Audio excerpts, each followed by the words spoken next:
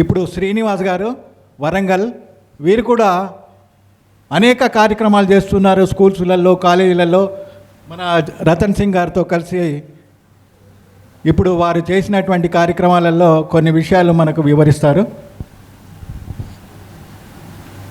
సభకు నమస్కారం. క్యాట్కో ఏర్పడి 10 సంవత్సరాలు దశాబ్దం జరుపుకుంటున్న సందర్భంగా వచ్చిన పెద్దలకు, వినియోగదారుల చైతన్యవంతులకు, చైతన్య సారథులకు నిజంగా శిరస్సు వంచి నమస్కారం తెలియజేస్తున్నాను.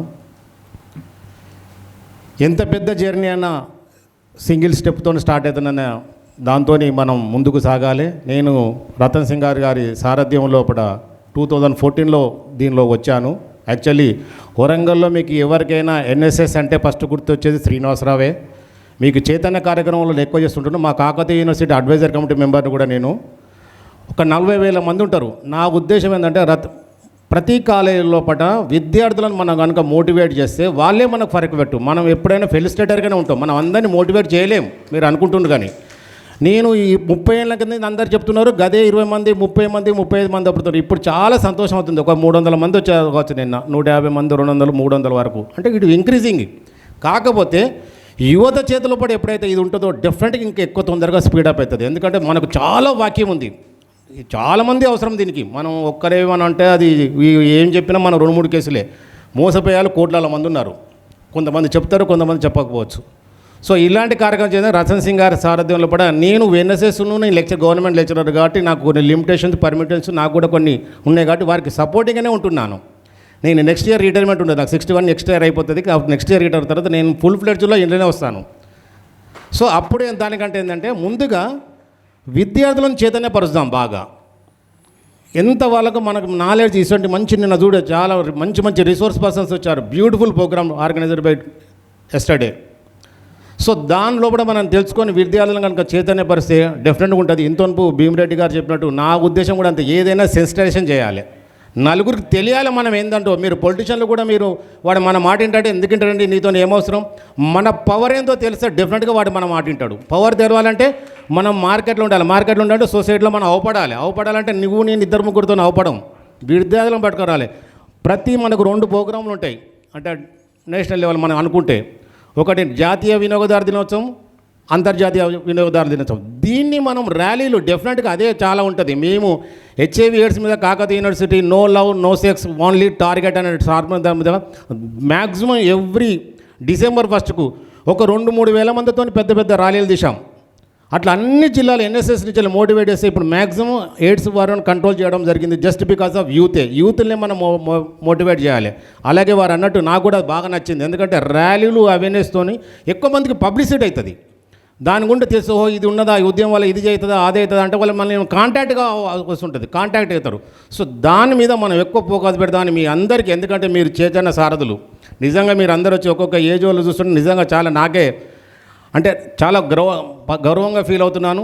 మంచి అంటే మీరు ఎంతో వాల్యుబుల్ టైంని ఇక్కడ స్పెండ్ చేస్తున్నారు. దీన్ని ఏంటంటే మనం ఎక్కువ మనం అంత యాక్టివ్గా చేయలేం. మనం ఏంటంటే చేపేయగలుగుతాం కాబట్టి మనం విద్యార్థులను కనుక ఎక్కువ మనం అంటే విద్యార్థులను యూత్ను మోటివేట్ చేస్తే డెఫినెట్ సక్సెస్ అవుతాం.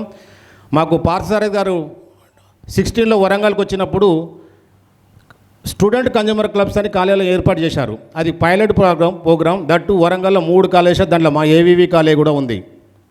సో అది కంటిన్యూషన్ చేయాలనుకుంటే అదే ఒక్కటే ఇయర్కి ఉన్నది. తర్వాత దాని గురించి సర్క్యులర్ లేదు, ఏం లేదు కాబట్టి అది అక్కడనే పెండింగ్ లేదు. దాన్ని కూడా గౌరవనీయులు గౌరశంకర్ గారు కానీ శంకర్లాల్ గారు కానీ మరొకసారి మనం విన్నవించేది ఏంటంటే కాలేజ్ కన్జ్యూమర్ క్లబ్స్ కూడా ఎంకరేజ్ చేద్దాం. అంటే అఫీషియల్గా గవర్నమెంట్ నుంచి వస్తే ఏ కాలేజ్ ప్రిన్సిపాల్ ఎవరు మనకు పెట్టరండి, అన్లెస్ అంటే లెక్కించాలని మనకు ఆర్డర్ వస్తుంది తప్ప. సో దాన్ని మనం దీనికి ఏదో పెద్ద పైసలు కూడా అవసరం లేదు. ఫైనాన్షియల్ మ్యాటర్ అంటే ప్రతి ఒక్కరు ఆగుతారు, ప్రతి ఒక్కరు దాన్ని పెద్దగా ఇంట్రెస్ట్ చూపెట్టారు. ఇది ఫైనాన్షియల్తో ఇన్వాల్వ్ అయినది కాదు, ఒక లీడర్షిప్ క్వాలిటీస్ డెవలప్ అవుతాయని చెప్పి మన సమాజం మీద చాలామంది దీని పుస్తకంలో కూడా రావాలనుకుంటాం, పాఠ్యాంశం కూడా కన్జ్యూమర్తో రావాలని మనం కోరుకుంటున్నాం. అలాంటిది కన్జ్యూమర్ క్లబ్ కనుక కళాశాలలో ఏర్పడితే డెఫినెట్గా మన మూమెంట్ ఇంకొక 10 ఏళ్ళ లోపల ఉద్యమం ఇస్తుంది.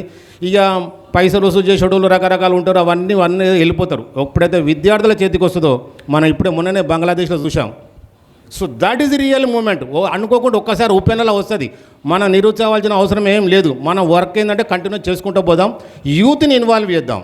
యూత్ని ఇన్వాల్వ్ డెఫినెట్గా మనం సక్సెస్ అవుతాం. మీ అందరి కోరికలు మన అందరి కోరికలు ఉంటుంది. నిజంగా ఈ చట్టం చాలా ఎంత బ్రహ్మాండమైన చట్టం అంటే 86కు 89కు 2019కు చాలా లాట్ ఆఫ్ డిఫరెన్స్ వచ్చినాయి. కొత్త కొత్త యాక్ట్ ఉన్నాయి. అవన్నీ చేయాలంటే అవేర్నెస్సే ఇంపార్టెంట్. ఫస్ట్ మనం అవగాహన కలుసుకొని ప్రతి యాప్ ప్రతి దాని మీద మనం అవగాహన కలుపుకొని వాళ్ళ విద్యార్థులు చేద్దాం. డెఫినెట్గా సక్సెస్ అవుతాం.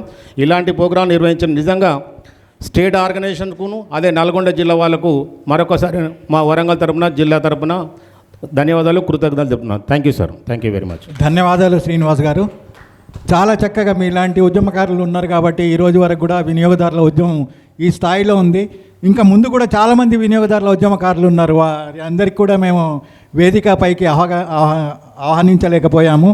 మన బాలరాజు గారు మన షాద్నగర్ నుండి గతంలో ఉన్నటువంటి పౌర సరఫరాల శాఖ గారికి కలవాలంటే ఆయన అపాయింట్మెంట్ తీసుకొని ఆయన ఇంటికి ఎర్లీ మార్నింగ్ నేను సార్ కలిసి వెళ్ళడం జరిగింది.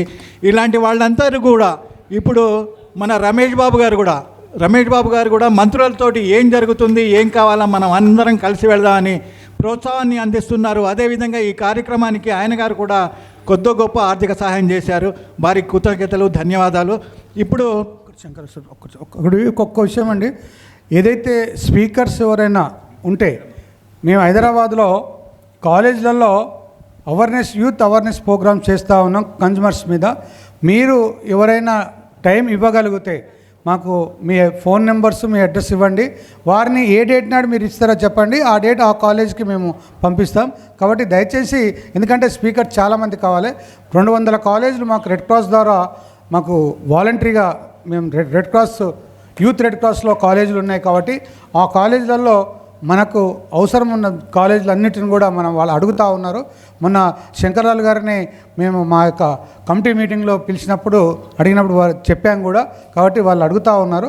దయచేసి, అంటే నాకు ఎవరు కూడా తెలియదు కాబట్టి స్పీకర్స్ ఎవరైనా ఉండి మీరు హైదరాబాద్ వచ్చినప్పుడు 2 గంటలు కానీ 3 గంటలు ఎంత సమయం ఇస్తారో చెప్పండి. నేను ప్రతి వారంలో 4 సార్లు 4-5 కాలేజెస్ మీకు ఇస్తాను. కాబట్టి దయచేసి స్పీకర్స్కు నాకు కావాల్సిందిగా కోరుతున్నాను. ధన్యవాదాలు భీమరెడ్డి గారు. గతంలో రెడ్ క్రాస్ సొసైటీ మీటింగ్స్ నిరంతరం కొనసాగుతూనే ఉంటాయి. ఆ కార్యక్రమాలలో ఎప్పుడు కార్యక్రమాలైనా మాకు ఆహ్వానించండి, మేము తప్పకుండా వచ్చి వినియోగదారుల హక్కులు బాధ్యతలపైన వివరిస్తామనే విషయాన్ని నేను ఆయనకి మాట ఇవ్వడం జరిగింది.